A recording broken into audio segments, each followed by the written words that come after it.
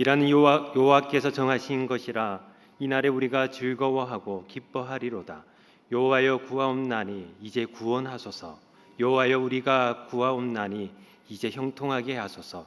하나님은 영이시니 예배하는 자가 영과 진리로 예배할지니라. 아멘.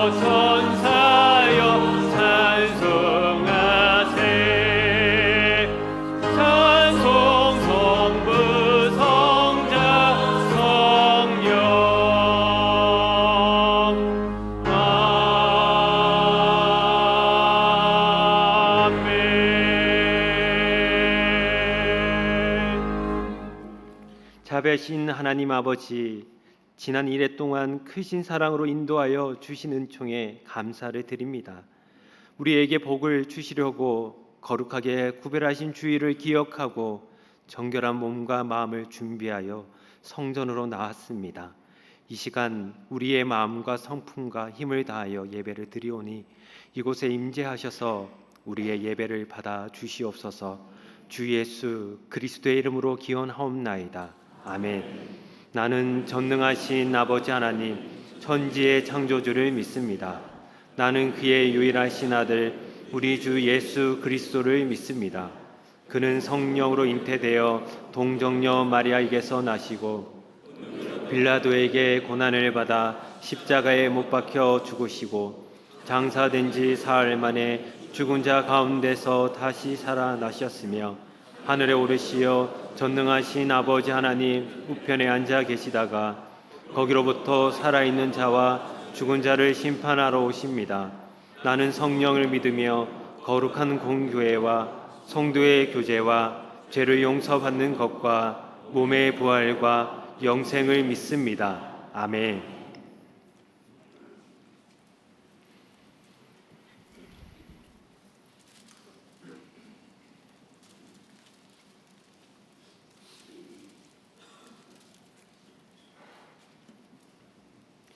어리석은 자는 그의 마음에 이르기를 하나님이 없다 하는도다.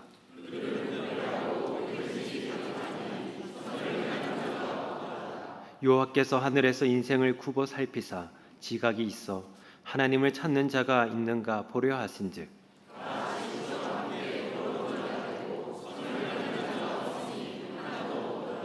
죄악을 행하는 자는 다 무지하냐. 그들의 떡 먹듯이 내 백성을 먹으면서 여호와를 부르지 아니하는도다.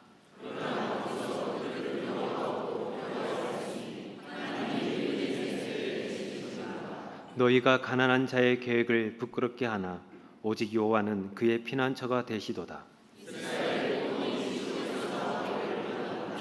여호와께서 그의 백성을 포로된 곳에서 돌이키실 때에 야곱이 즐거워하고 이스라엘이 기뻐하리로다.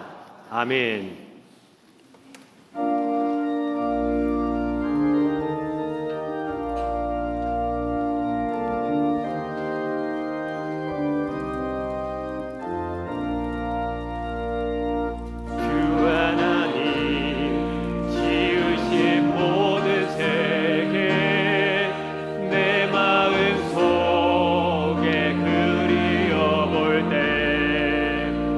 하늘의 별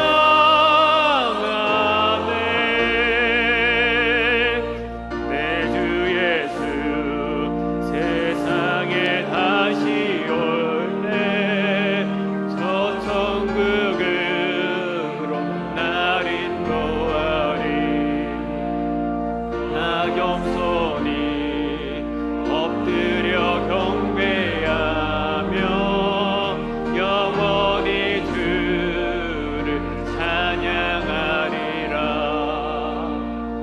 주님의 높고 위대하심을 내 영혼이 찬양하네.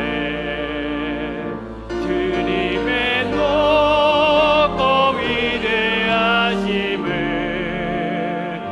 내 영혼이 찬양하네.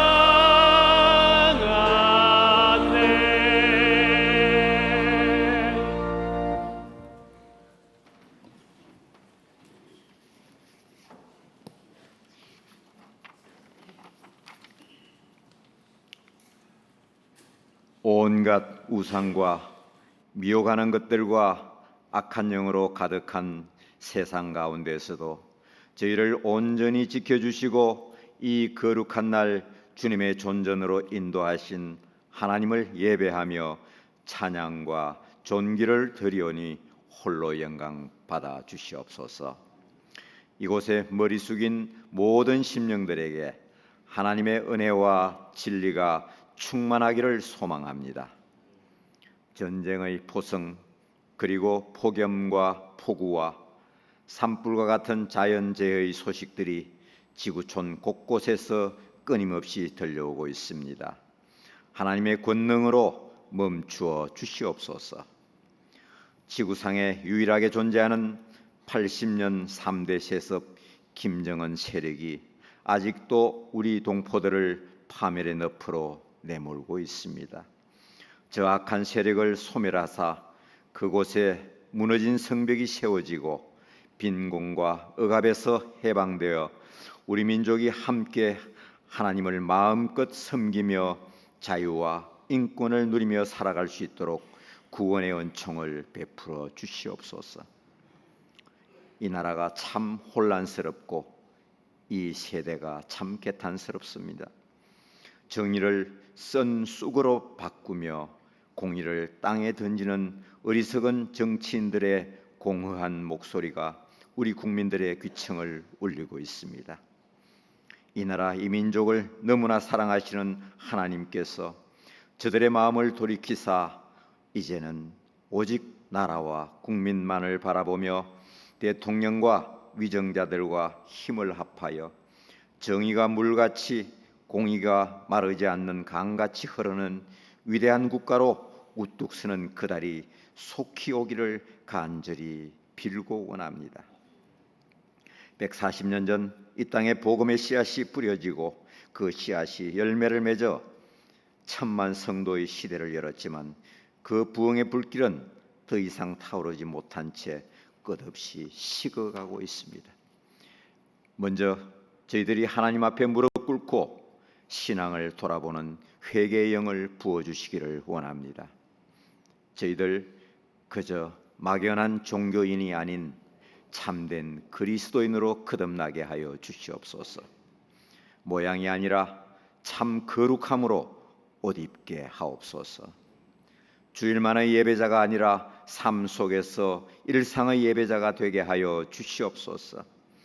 하나님의 말씀이 진실로 우리의 발의 등이요 우리의 길의 빛이 되어 말씀의 순종함으로 하나님을 기쁘시게 하며 저희도 천국의 기쁨을 누리며 살아가는 존귀한 하나님의 백성들이 모두 되게 하여 주시옵소서. 성도들과 교회를 위해 주야로 기도하며 섬기는 박재현 위인 목사님을 하나님의 권능으로 붙드시어 말씀의 은혜가 넘치게 하시고 웃는 자와 함께 웃고 우는 자와 함께 우는 주님을 닮은 목자가 되게 하시고 이제까지 꿈꿔온 목회 비전을 실현해 나갈 때에 먼저 하나님의 뜻을 구하고 당회와 성도들의 마음을 헤아려 한 영혼을 천하보다 귀하게 여기는 사랑의 목회를 할 수 있도록 성령님께서 인도하여 주시기를 소망합니다. 이 시간 하나님의 말씀을 대언할 때 모든 성도들의 마음에 감동이 있게 하시고 살아 생명력 있는 말씀이 능력이 되어 삶으로 이어지게 하여 주시옵소서. 이 시간 예배자들 가운데 세상의 짐에 짓눌려 남몰래 눈물 지으며 아파하는 작은 자들 많이 있을 줄 압니다. 자비하신 하나님, 저들의 손을 잡아주시고 눈물을 닦아주시고 해결함을 얻고 주님 주시는 응답과 기적을 증거하는 이들이 더욱 많아지게 하여 주시옵소서. 예배를 위해 수고하는 사랑하는 주의 일꾼 한 사람 한 사람의 헌신을 기뻐 받아주시고 정성을 다하여 준비한 시온 찬양대의 찬양을 흠량하여 주시기를 원하오며 죽은 자 가운데서 다시 살아나신 예수님 이름으로 기도드립니다. 아멘.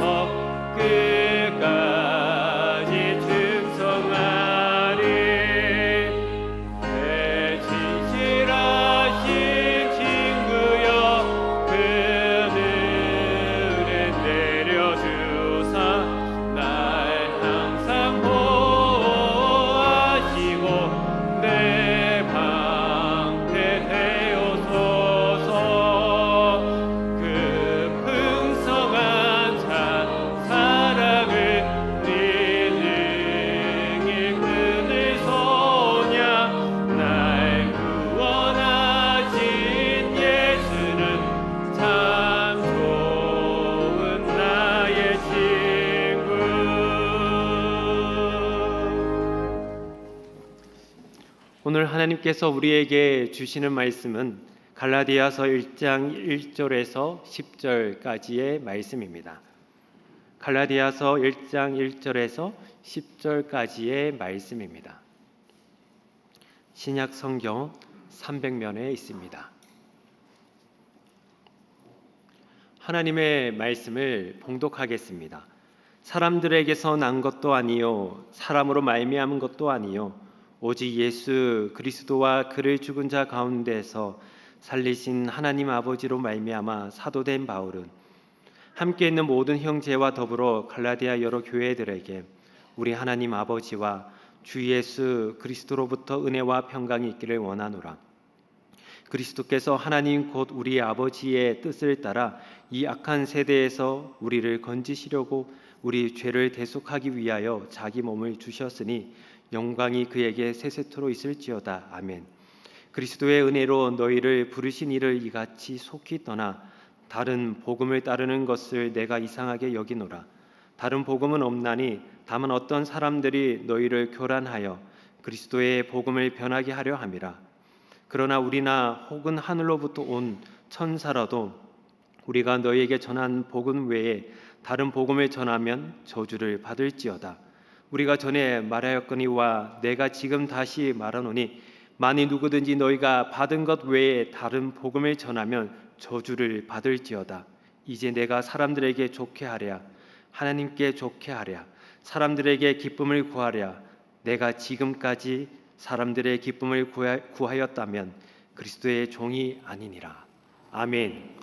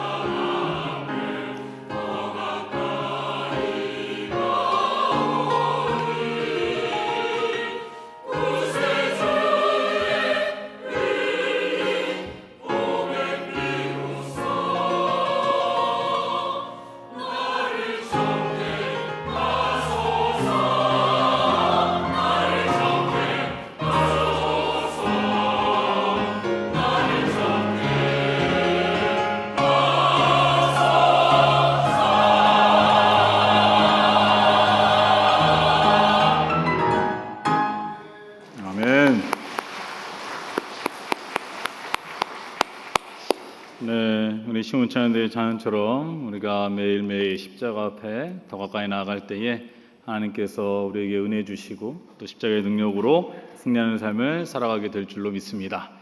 네, 오늘도 이 자리에 오신 여러분, 또 가정에서 예배드리신 여러분, 주님의 이름으로 환영하고 축복합니다. 하나님께서 우리에게 오늘도 은혜 주시기를 간절히 소원합니다. 네, 오늘 우리가 함께 읽은 말씀은 갈라디아서입니다. 갈라디아 지역은요, 지금으로 말하면은 튀르키예라고 할 수가 있는데, 바울이 1차 전도 여행 중에 이 지역에 복음을 전하고 개척한 교회입니다. 이후에 바울은 다른 지역으로 이동을 해서 복음을 전하게 되는데요. 이 고린도 지역에 도착하고 고린도 교회를 개척한 후에 이 바울이 갈라디아 교회 성도들에게 복음 외에 다른 복음의 가르침을 따르고 있다라는 그러한 소식을 듣게 되고 그래서 이 갈라디아 교회 성도들에게 편지를 쓰게 되는 것입니다. 그래서 이 갈라디아서의 대부분의 내용은요, 복음이 무엇인가에 관한 말씀이기도 한데, 오늘 이 말씀을 통해서 우리들도 복음이 무엇이고 또 복음의 삶을 살기 위해서 우리는 어떻게 해야 하는지에 관해서 말씀의 은혜를 나눠 보도록 하겠습니다. 그럼 우리는 복음이라는 단어를 많이 듣기도 하고 쓰기도 합니다. 그리고 이 복음이 매우 광범위하게 쓰여지고 있다라는 것도 알고 있습니다. 그런데 이 복음 중에 바울이 말하는 복음이 무엇인지 오늘 말씀 4절에서 5절을 보시면은 알 수가 있는데요. 4절에서 5절을 읽어보겠습니다. 그리스도께서 하나님 곧 우리 아버지의 뜻을 따라 이 악한 세대에서 우리를 건지시려고 우리의 죄를 대속하기 위하여 자기 몸을 주셨으니 영광이 그에게 세세토록 있을지어다. 아멘. 이렇게 나와 있습니다. 바울은 먼저 이 세대를 악한 세대다라고 말하고 있죠. 여기서 악한 세대라는 것은요, 원어로 해석한다면은 이 한 세대를 말하는 것이 아니라 이 악한 세대가 계속해서 이어지고 있다라는 의미를 가지고 있습니다. 창세기 6장의 말씀은 노아에 관한 말씀이 나오는데 창세기 6장 5절에서는 여호와께서 사람의 죄악이 세상에 가득함과 그의 마음으로 생각하는 모든 계획이 항상 악할 뿐임을 보시고 이렇게 나와 있습니다. 노아의 시대에도 이미 사람의 죄악이 세상에 가득했다라는 것이고요. 그의 마음으로 생각하는 모든 계획이 악했다라고 말씀하고 있죠. 그리고 나서 쭉 이어져서 지금 바울이 이 갈라디아서를 쓰고 있는 이 시대에도 여전히 악하다라는 거죠. 뿐만 아니라 우리가 살고 있는 지금의 시대는 어떻습니까? 그러면 지금의 시대도요, 우리 모두는 악하다라는 것을 다 인정하고 있는 것 아니겠습니까? 세상이 이렇게 악한 세대로 쭉 이어지고 있는 이유는 아담과 하와의 죄 때문이라고 할 수가 있을 것입니다. 그래서 아담과 하와가 이 창조 후에 죄를 지었고 그 이후에 계속해서 이 죄로 인해서 악한 세대가 되어지고 있는데요. 로마서 6장 23절의 말씀에 보니까 죄의 삭은 사망이요 하나님의 은사는 그리스도 예수 우리 주 안에 있는 영생이니라 이렇게 말씀을 하고 있습니다. 죄의 결과는 바로 죽음이라는 겁니다. 여러분, 우리가 왜 죽게 되느냐? 모든 사람은 다 죽게 되는데 우리가 죄인이기 때문에 그렇다라는 것입니다. 그리고 사람들이 이 죽음을 두려워하는 이유가 무엇이냐? 이 경험해 보지 않았기 때문이에요. 누군가가 경험을 하고 죽음이 이런 거다 알려줄 수가 없잖아요. 그렇지 않습니까? 그렇기 때문에 이 죽음을 두려워하는 것입니다. 더군다나 이 죽음이 더 두려운 이유는 이제 우리는 예수 그리스도의 십자가의 은혜로 구원받고 나서 알게 된 것이 무엇입니까? 이 죽음이 한 번으로 끝나는 것이 아니라 이 이후에 영원한 죽음이 있다라는 거죠. 이러한 가운데 하나님께서 창조한 사람들이 악한 세대 가운데 살다가 영원한 죽음에 이르게 되는 것을 가만히 지켜보실 수만은 없었습니다. 그래서 우리를 구원하시기 위해서 사랑하는 아들 예수 그리스도를 대속물로 이 땅 가운데 보내주시고 십자가에 죽으시고 부활하셔서 우리에게 영원한 생명을 주신 것입니다. 이것이 바로 복음이라는 거예요. 조금 전에 바울이 말씀하고 있는 복음과 같은 겁니다. 4절 5절의 말씀을 다시 보시면은 이 악한 세대에서 우리를 건지시려고 우리 주를 대속하기 위해서 하나님 아버지께서 자기 몸을 우리에게 주셨다라는 거예요. 이것이 바로 복음이라는 것입니다. 이 복음에 대해서 예수님께서는 좀 더 정확하게 말씀을 하십니다. 요한복음 3장 16절, 우리가 너무나 잘 아는 말씀이죠. 하나님이 세상을 이처럼 사랑하사 독생자를 주셨으니 이는 그를 믿는 자마다 멸망하지 않고 영생을 얻게 하려 하심이니라. 이렇게 말씀하고 있습니다. 우리를 위해 죽으시고 부활하신 예수 그리스도를 믿기만 하면은 영원한 생명을 얻게 된다. 이것이 바로 복음의 전부입니다. 그렇다면 복음을 믿는 자들에게 나타나는 열매가 무엇이냐? 오늘 말씀을 보면은 은혜와 평강이라는 것을 알 수가 있습니다. 3절의 말씀을 보시면요, 우리 하나님 아버지와 주 예수 그리스도로부터 은혜와 평강이 있기를 원하노라 이렇게 말씀을 하고 있습니다.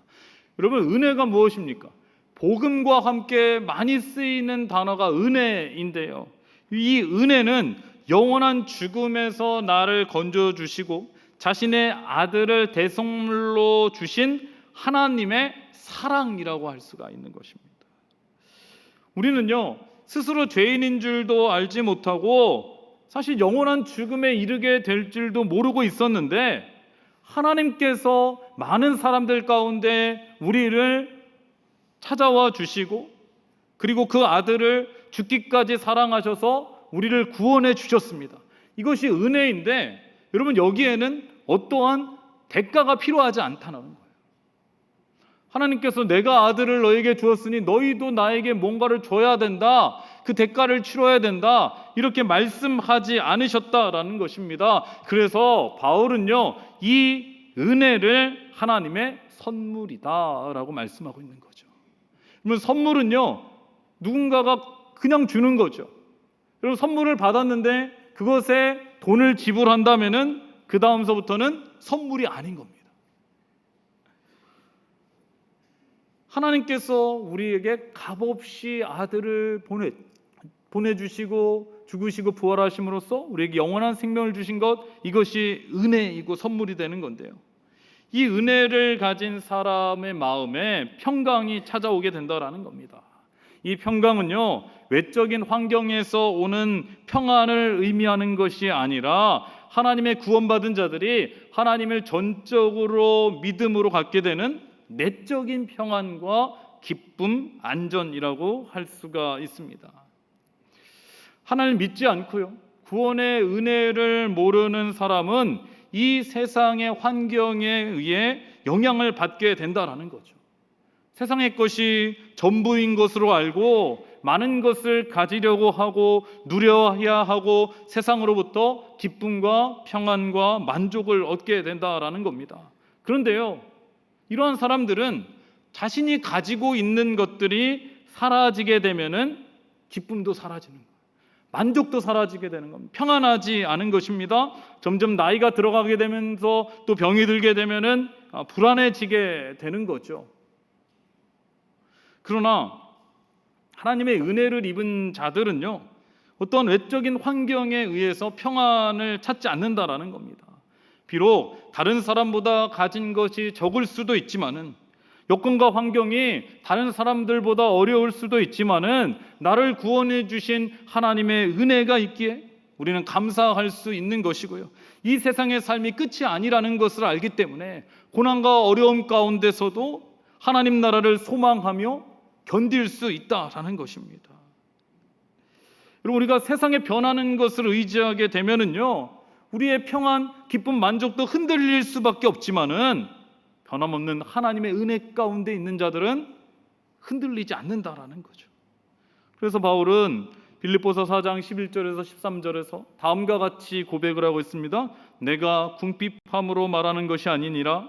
어떠한 형편에든지 나는 자족하기를 배웠노니 나는 비천에 처할 줄도 알고 풍부에 처할 줄도 알아. 모든 일 곧 배부름과 배고픔과 풍부와 궁핍에도 처할 줄 아는 일체의 비결을 배웠노라. 내게 능력 주시는 자 안에서 내가 모든 것을 할 수 있느니라.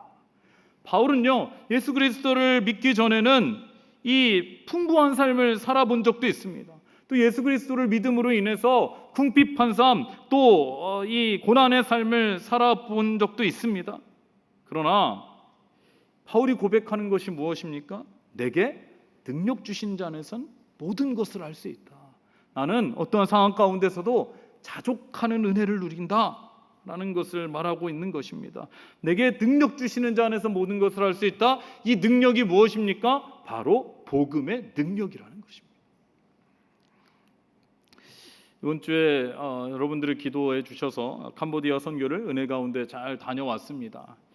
저희 교회는 캄보디아의 헤브론 병원에 이영도 선교사님과 김혜경 선교사님을 파송하고요, 또 기도하고 또 후원하고 있는데요. 그럼 캄보디아에 대해서 얼마나 아십니까? 캄보디아 하면은 제일 유명한 것이 킬링필드이지 않습니까? 1975년서부터 79년까지 이 민족의 대학살이 일어난 곳이 바로 이 킬링필드인데요. 그 당시 지식인들이 약 200만 명이 학살을 당했다라고 합니다. 안경을 썼다는 이유만으로, 손에 굳은 살이 없다는 이유만으로 끌려가서 죽게 되는데요. 그러다 보니까 이 지식인들이 한꺼번에 사라진 거잖아요. 나라가 발전이 잘 안 되는 겁니다. 이후에 이제 이 캄보디아는 이 주변의 동남아 국가들보다 더 못 사는 최빈민국이 되었는데요. 그러다 보니까 이 사람들이 제대로 된 의료 혜택을 받지를 못하는 것입니다. 돈이 없어서요, 치료를 받지 못하고요, 그러면서 죽어가는 사람들이 많았다는 거죠.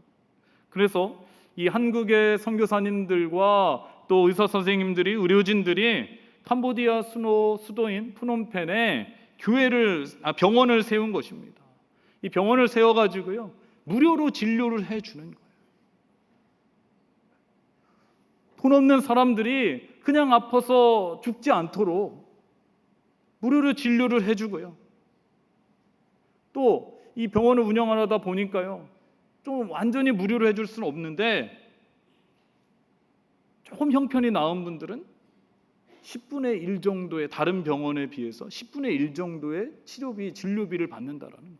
그래서 선교사님 그런 얘기 하시더라고요. 영 하나를 빼면 됩니다. 다른 병원이 진료비로 10만 원 받으면 헤브론 병원은 10,000원만 받고요. 다른 병원이 수술비로 100만 원 받으면 헤브론 병원은 10만 원만 받고요. 그것조차 내기 어려운 분들은 무료로 진료해 주는 겁니다. 무료로 수술을 해주는 겁니다. 그러다 보니까 이 아픈 분들이요, 새벽부터 줄을 서는 거예요. 먼저 진료를 받기 위해서. 그리고요, 그 병원 마당에 텐트를 치고 주무시더라고요. 모기장 하나만 치고 주무시는 분들도 있었는데요. 물론 이 병원의 시설도 중요하고 여건도 중요하겠지만은 제일 중요한 역할을 해야 되는 분들은 의사 선생님들, 의료진이라고 할 수가 있을 것입니다. 우리 선교팀이 이번에 가서 이영도 선교사님, 김혜경 선교사님도 만나고 또 40대 초반 중반의 의사 선생님들도 만날 수가 있었는데요. 여기에 계시는 의사 선생님들, 한국인 의사 선생님들, 간호사 선생님들은 모두 자비량입니다. 이 병원에서 어떠한 월급을 받지 않습니다. 그러다 보니까 생활이 녹록치가 않은 거죠. 어떤 의사 선생님은요, 자녀가 4명이라고 그러고요. 젊은 선생님인데 40대 초반인데, 또 어떤 의사 선생님은 자녀가 2 있는데요. 가족이 함께 캄보디아에서 살아가는 것 분명히 쉬운 일이 아닙니다. 다른 사람들이 도저히 이해할 수 없는 거죠.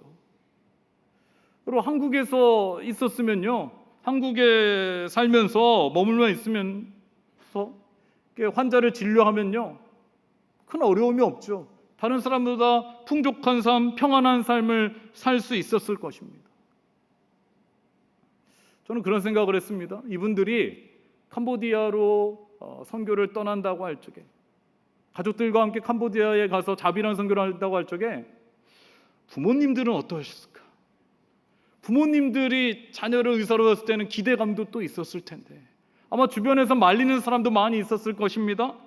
그런데 그런 것을 다 뿌리치고요, 하나님께서 주신 은혜와 하나님의 부르심을 갖고 캄보디아에 거주하면서 어려운 그들을 진료하고 수술하는 겁니다.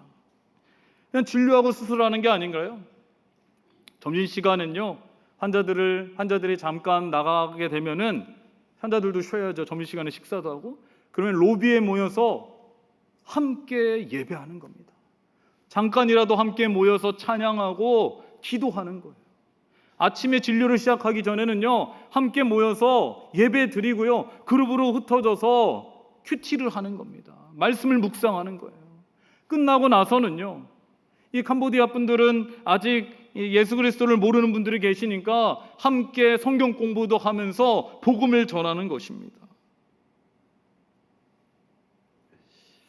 제가 이 선교사님들을 만나고 나서 느낀 점은요, 모두가 후회하지 않는다라는 것입니다. 형편이 어렵고요, 사는 것이 힘들고 불편할 수 있을지는 모르지만은 불평하지 않더라는 거예요.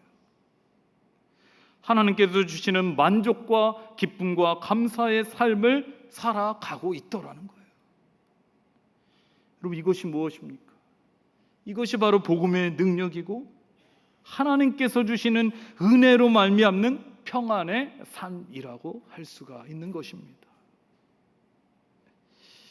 바울은요, 갈라디아 교회에 예수 그리스도의 복음 외에 다른 복음이 들어온 것에 대해서 걱정을 하고 있는데요.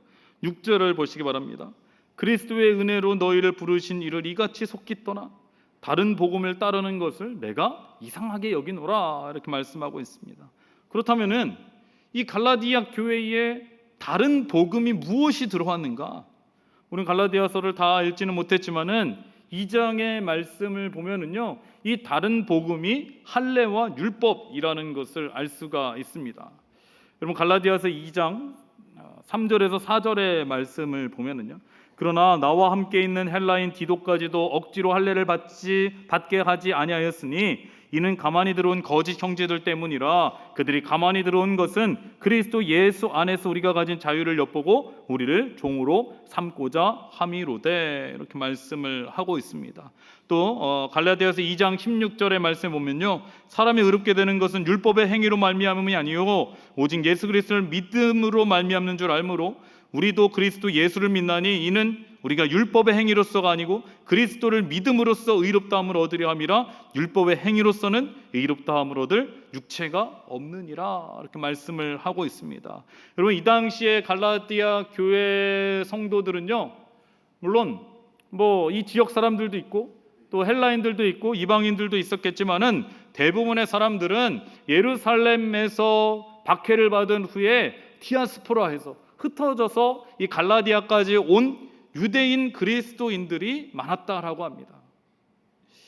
물론 이들은요, 전적인 하나님의 은혜와 예수 그리스도의 십자가의 사랑과 희생으로 말미암아 구원을 받았고 영원한 생명을 얻게 된 것도 알고 있었지만, 예수 그리스도를 믿었지만 이전부터 유대인들이 가지고 있었던 이 할례와 율법을 지켜야 한다라는 그러한 습성이 있었다라는 거예요. 오랜 동안 율법과 할례를 구원을 받는다라는 것을 믿어온 사람들이 예수 그리스도를 믿게 되었고 하나님의 은혜를 알게 되었지만 여전히 그들의 마음 가운데는 그러한 것들이 자리 잡고 있었다라는 거예요.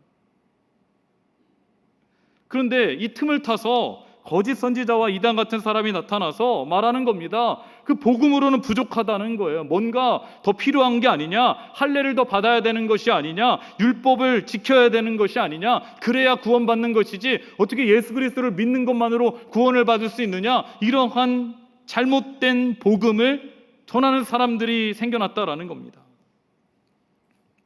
여러분, 할례로 구원을 받았다라는 것은 무엇입니까? 이 아브라함 때부터 내려온 전통으로서 할례를 받은 사람은요, 이 할례가 표징이 되어서 구원을 받게 됐다라는 거죠.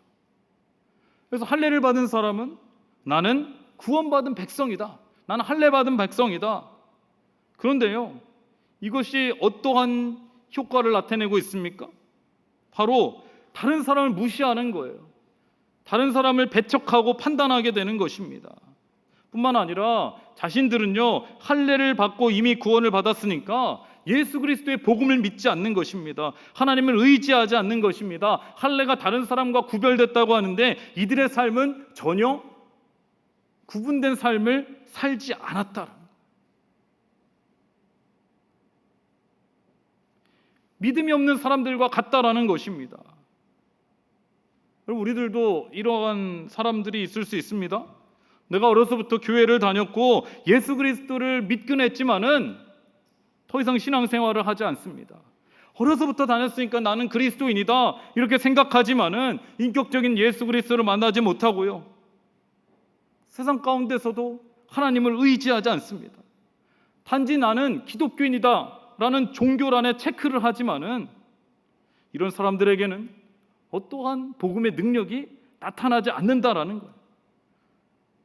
나는 그리스도인이라고 생각할지 모르지만 세상 사람들과 다를 것 없이 자신이 가진 것 의지하고 세상의 가치관을 따라 살고 자기 마음대로 살아가게 된다라는 거예요. 이것이 다른 복음 아니겠습니까? 그렇다면은 율법으로 구원을 받는다라는 것은 무엇입니까? 16절의 말씀을 다시 보시면요, 사람이 의롭게 되는 것은 율법의 행위로 말미암음이 아니요 라고 나와 있습니다. 갈라디아서 2장 16절 상반절을 보면요, 사람이 의롭게 되는 것은 율법의 행위로 말미암음이 아니요 이렇게 나와 있는데요. 여러분, 이 율법이 무엇입니까? 이 유대인들은요, 이 율법을 잘 지켜야 구원을 받을 수 있다라고 믿었죠. 근데 율법이 몇 가지냐면요, 2134가지입니다. 여러분, 2000개가 넘는 율법을 어떻게 다 알 수 있으며 이것을 다 지킬 수가 있겠습니까?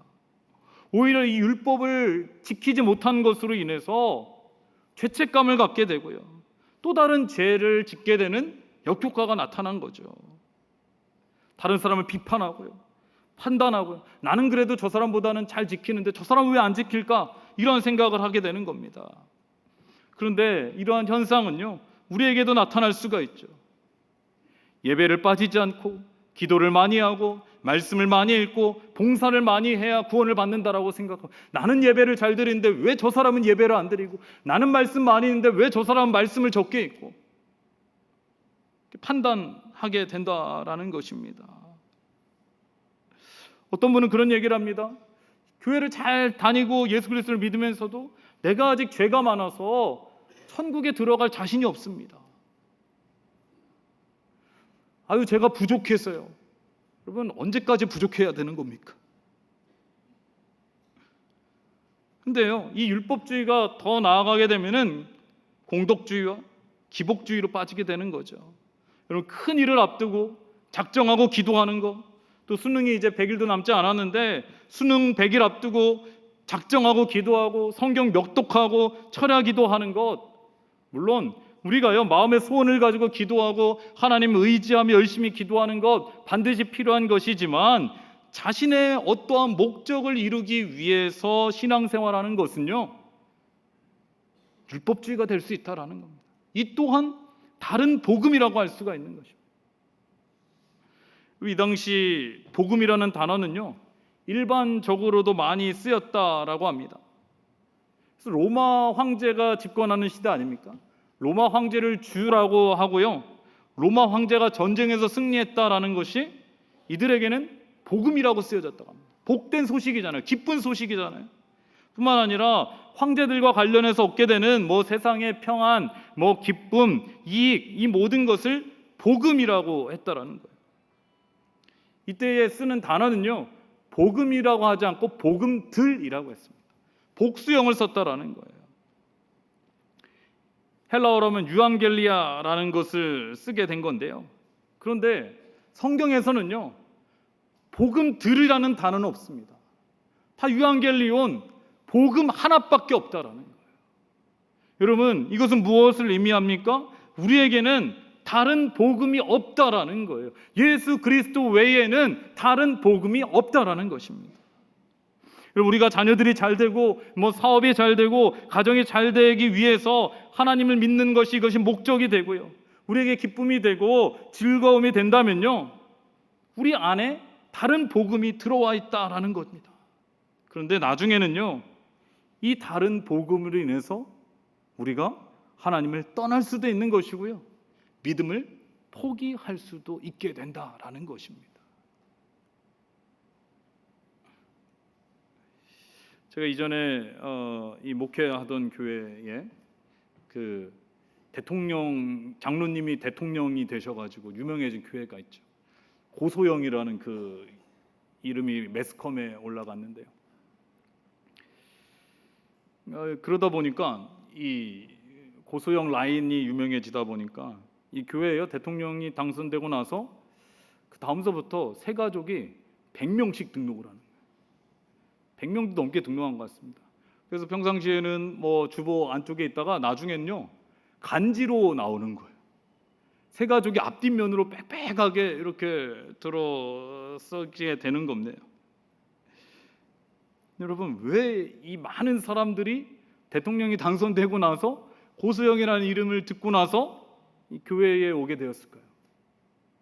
그들이 예수 그리스도의 은혜를 기대하고 복음으로 이 교회에 왔을까요? 그렇지 않겠죠. 누군가 조금 더 좋은 인맥을 갖기 위해서, 또 누군가를 만나기 위해서, 뭔가 사람들을 통해서, 교회를 통해서 또 출세하고 싶고 성공하고 싶은 마음이 있었기 때문에 교회에 찾아온 것 아니겠습니까? 그런데요, 나중에 보니까요, 대부분의 사람들이 다 다시 떠나갔다라는 거예요. 정착하는 사람들이 많지 않다라는 거예요. 왜 그럴까요? 여러분, 예수 그리스도를 믿는다라는 것은요, 사실은 성공하고 출세하고 돈을 많이 버는 게 아니라 오히려 손해보고 포기하고 희생하고 그런 삶 아니겠습니까? 자기가 생각한 게 아닌 거예요. 나는 뭔가 더 많은 것을 얻기 위해 왔는데 그렇지 않으니까요, 다 떠나가게 된다라는 것입니다. 그러나 여러분, 우리는요, 세상 가운데서 손해보게 되고 포기하게 되고 또 때로는 고난이 찾아오게 돼도요, 우리가 살아갈 수 있는 것, 평안한 삶을 살아갈 수 있는 것, 이것이 바로 복음의 능력인 줄로 믿습니다. 그래서요, 바울은요, 내가 사람을 위해서, 세상의 유익을 위해서 신앙생활을 하지 않겠다라고 고백을 하는데요, 10절의 말씀을 보시기 바랍니다. 이제 내가 사람들에게 좋게 하랴, 하나님께 좋게 하랴, 사람들에게 기쁨을 구하랴, 내가 지금까지 사람의 기쁨을 구하였다면 그리스도의 종이 아니니라. 여기서 좋게 한다라는 것은요, 어떤 의미가 있냐 하면 설득하다, 권유한다라는 뜻이 있습니다. 바울은요, 그리스도 외에 다른 세상의 가치와 세상 사람들의 권유에 따르지 않겠다라는 것입니다. 내가 세상 사람들에게 설득당하지 않겠다라는 것입니다. 나는 오직 그리스도의 종으로서 하나님의 말씀만 따르고 하나님 말씀에 순종하고 하나님 나라를 위해서 살겠다라고 지금 결단하고 있는 것입니다. 오늘 말씀에 보면은요, 바울은 갈라디아 교회 성도들에게 두 번이나 강조하는 것이 있습니다. 여러분 7절과 8절의 말씀에 보면은요, 뭐라고 지금 말하고 있습니까? 다른 복음을 전하면은 저주를 받을지어다. 이렇게까지 어떻게 보면 심하게 말하는 거죠. 그만큼 우리가 예수 그리스도의 복음을 지키는 것이 중요하다라는 것입니다. 우리 안에 주 예수 그리스도 외에 다른 복음이 들어오지 못하도록 해야 된다라는 것입니다. 오늘 세상은 점점 악해져 가고 있습니다. 다른 사람들은요, 세상의 것을 복음이라고 말할지 모르지만은 우리들은요, 예수 그리스도의 십자가와 하나님의 은혜와 사랑 외에는 다른 복음이 없다라는 것을 다시 한번 기억할 수 있기를 바랍니다. 여러분, 하나님의 은혜에 감사하는 사람, 복음의 삶을 사는 사람은요, 하나님을 사랑할 수밖에 없는 것입니다. 그러면 율법에 의해서 예배 드리는 것이 아니라, 율법에 의해서 예배를 빠지고 말씀을 읽고 기도하는 것이 아니라 하나님의 은혜와 사랑이 너무나 크고 깊고 감사하기 때문에 하나님 앞에 예배 드릴 수밖에 없는 것입니다. 하나님과 가까워질 수밖에 없는 것입니다. 하나님의 말씀을 읽을 수밖에 없는 것입니다. 하나님 말씀대로 살아갈 수밖에 없는 것입니다. 이것이 바로 복음의 삶이 되는 줄로 믿습니다. 우리가 살아갈 때요, 우리가 또 한 주간 동안 살아갈 때에 오직 복음의 능력으로 세상에 줄 수 없는 기쁨과 감사와 평안의 삶, 은혜의 삶을 살아가실 수 있기를 주님의 이름으로 축원합니다. 다 함께 기도하겠습니다. 하나님 아버지, 우리가 하나님의 은혜와 예수 그리스도의 복음 외에 다른 복음이 없다라는 것을 기억하며 이 약한 세상 가운데서 복음의 능력으로 살아가게 하여 주시옵소서. 예수님의 이름으로 기도드리옵나이다. 아멘.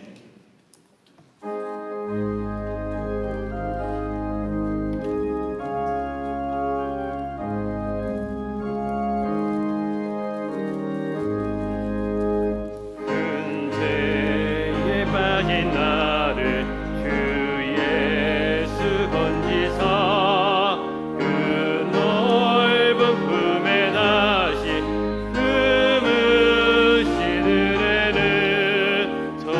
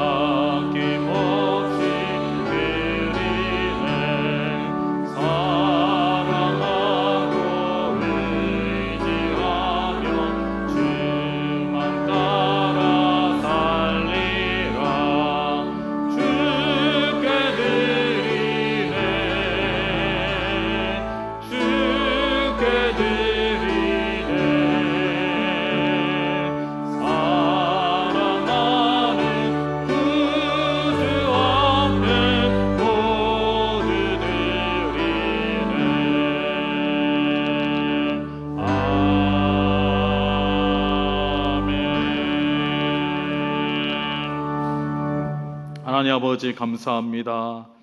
하나님의 은혜 가운데 우리를 구원해 주시고 하나님의 자녀 삼아 주시고 또 지난 한 주간도 지켜주시고 인도하여 주시고 오늘도 거룩한 주일 주님 앞에 나와 예배드리며 하나님께 영광 돌리게 하여 주심에 참으로 감사를 드립니다.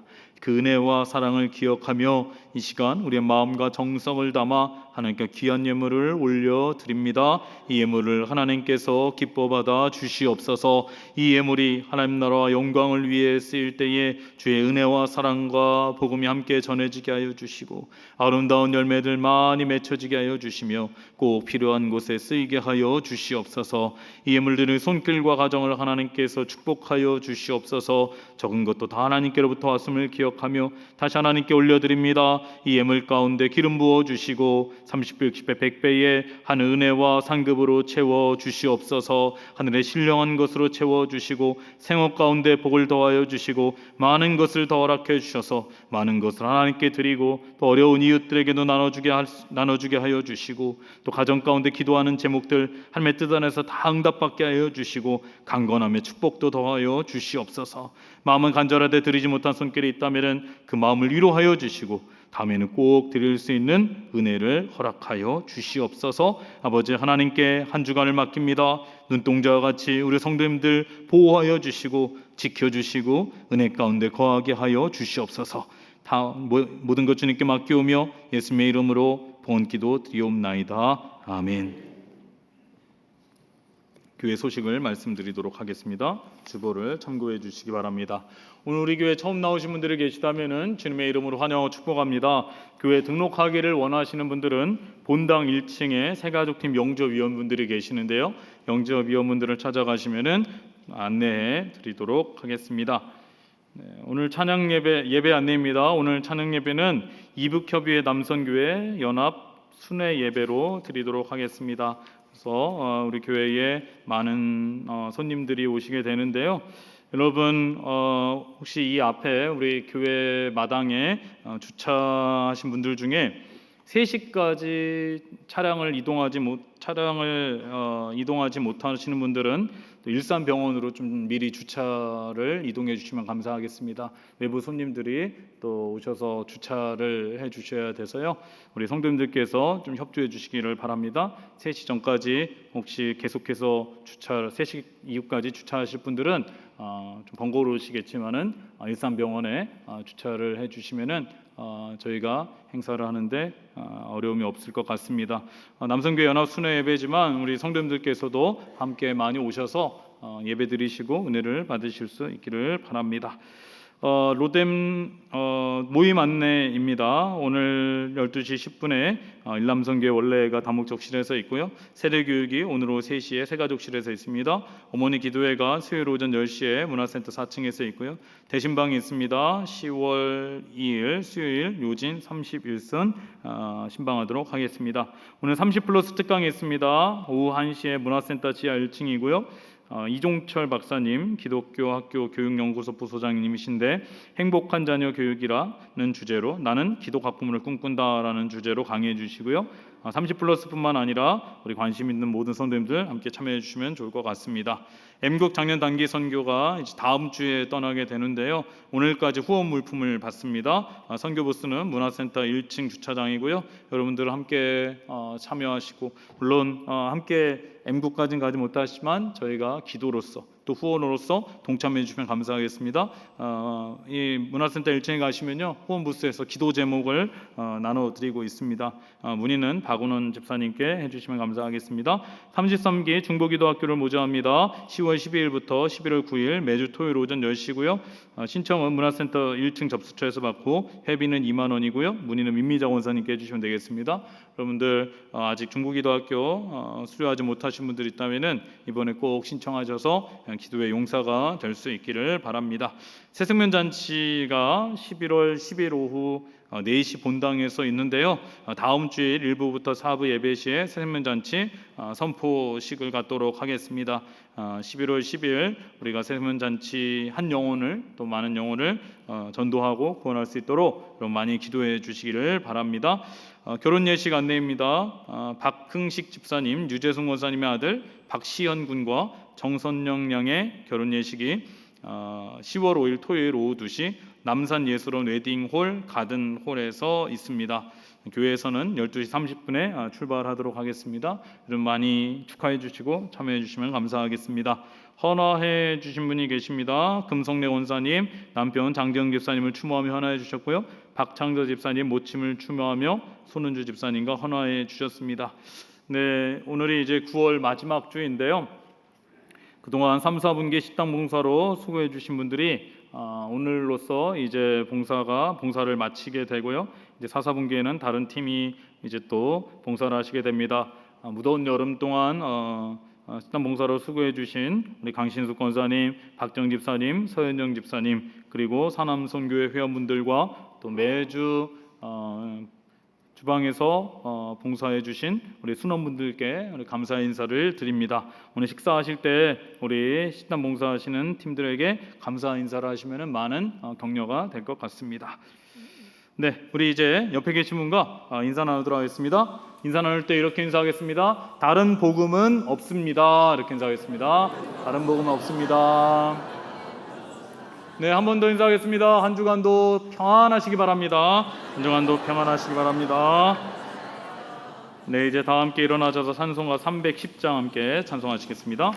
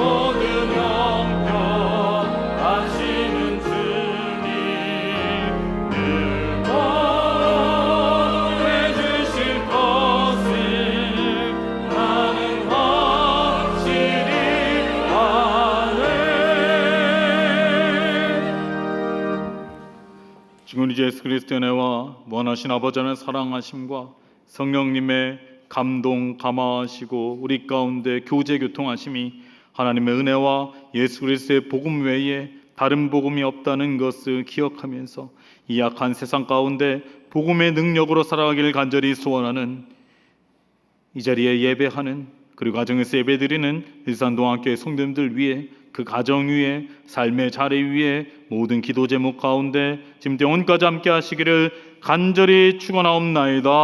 아멘.